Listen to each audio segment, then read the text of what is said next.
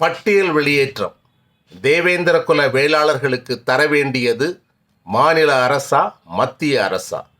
மத்திய அரசின் சமூக நலத்துறை மாநில அரசின் பரிந்துரை கட்டாயம் மேண்டேட்டரி என்கிறது.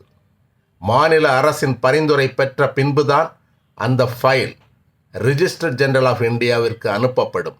மத்திய உள்துறை அமைச்சகத்தின் கீழ் வரும் ரிஜிஸ்டர் ஜெனரல் ஆஃப் இந்தியா ஆதரவு அளித்த பின்புதான் மத்திய சமூக நலத்துறை கேபினட்டிற்கு அந்த ஃபைலை அனுப்பி வைக்கும்.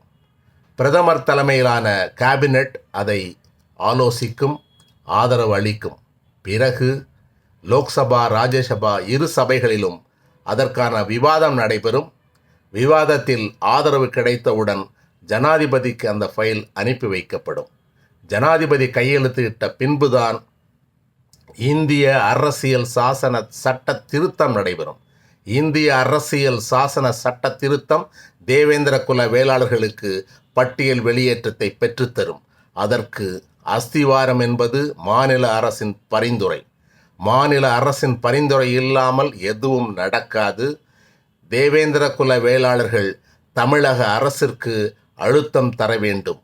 பட்டியல் வெளியேற்றத்தை வென்றெடுக்க மாநில அரசின் பரிந்துரை மிக மிக முக்கியம்.